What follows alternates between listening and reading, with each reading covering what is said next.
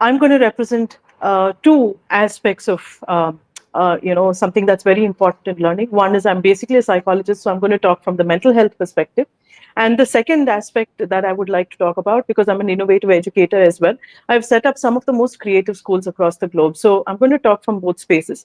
When I'm talking about mental health, you'll need to understand that learning in itself cannot be measured only by its outcomes. Learning is such a huge process, and sometimes learning is very, very internal for several years before you can actually see it applied in some kind of a context. And therefore, to just make it about marks and segregate based on marks, we are doing two very, very major we're making two major blunders. Number one, what we are telling children is that you can't fail, which means, because, like you say, if I have to be in section A, then I can't fail. I should be getting that 98, 99.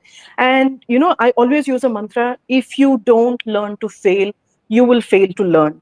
Because at the neurology level, you'll need to understand that when the brain makes a mistake, when you make a mistake in your learning process, you are actually creating what is called myelination, which insulates the synapse within the within the myelin, which makes sure that learning is something that stands the test of time or doesn't change, at the drop of a hat. So that is one thing that I need people to understand. So you need to have experiences where you excel, you fail. You have to have that range of experiences to ensure that learning is something that is meaningful.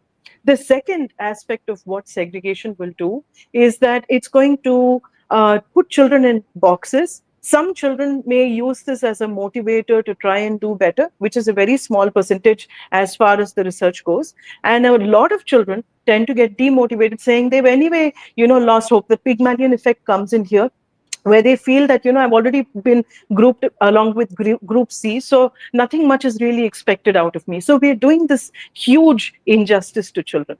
I can give you an example of even the grouping in terms of subjects. I'm somebody who believes that you should have a lot of multidisciplinary, cross-disciplinary courses, because that's where real learning happens. You can't study social studies in a very sterile way, because it will have economics, it will have geography, it will have history. You can't segregate all of these and say, I'm going to learn only this, and that will encourage the kind of rote learning that is becoming prevalent in a lot of states across India.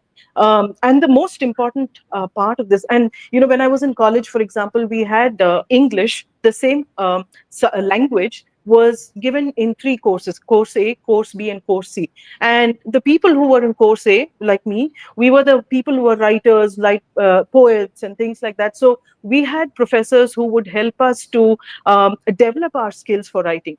Group B was for people who could use English in a very basic communicative way.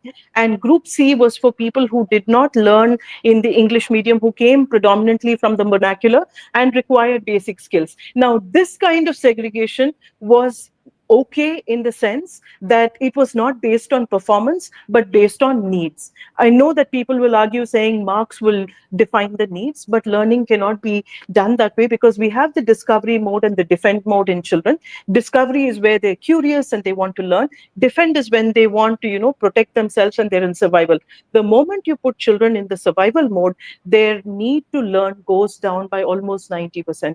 So from that perspective, I'm personally somebody who requests schools to look at it in the right perspective and see how we can create opportunities for children instead of putting them in boxes which actually only help in the basic operational functions, but never from the learning function. So I hope I've made my point clear.